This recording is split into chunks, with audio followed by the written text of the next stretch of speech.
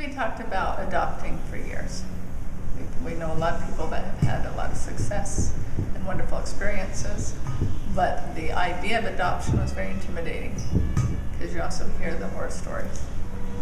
And so that was definitely a new road for us. And when we decided to take the plunge and then see what would happen, it was intimidating. We were hopeful, but it was scary. But it turned out really As it often happens, sometimes moms don't believe that it's the end. And in this case, that's what happened with Jill. And we'd already made, steps to not having more children. And when that feeling that often happens, it became a very emotional attachment that she wanted to have a child. And so we went ahead and she had to do a lot of convincing, bless her soul, to try to have another one. And then we went through the process of in vitro, and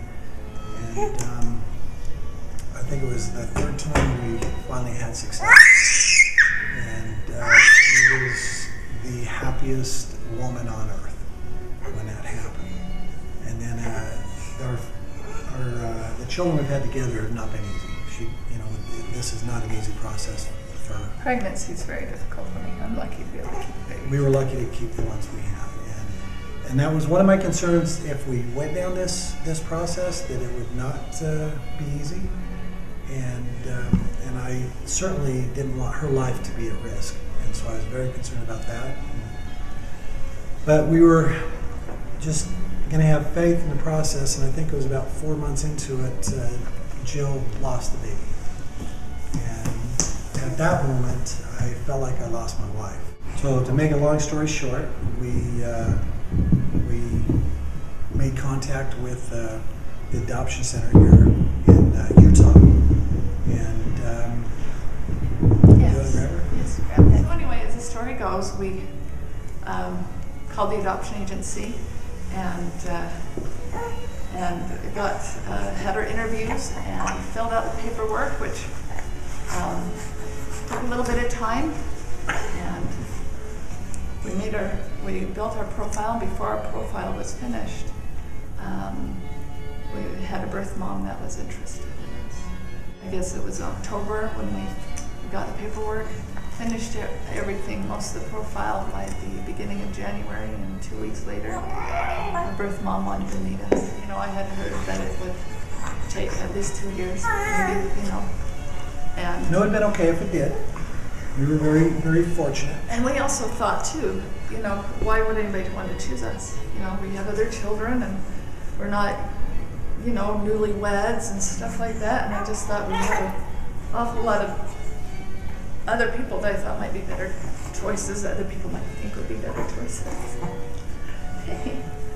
But we were very, very behind that we thought, but I was happy with any baby I could get, white, black, purple, green, And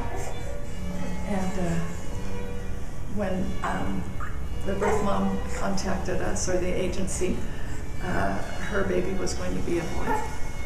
And after we met her that first meeting, when we left, Mark said they're going to have a girl. And she went and had another ultrasound that next week, and she was going to have a girl. Which I think is probably the most important message we could give anybody who's viewing this video, is that you look at this precious, this precious little girl here. When circumstances happen to some of these mothers, these are tough decisions, and it broke my heart when she told me that she actually went to an abortion clinic for me to do the unthinkable, and she was there, and something happened to her that she just felt that she couldn't pursue. We did that one. I'll put her down for now, really quick. I think it's time to say goodbye.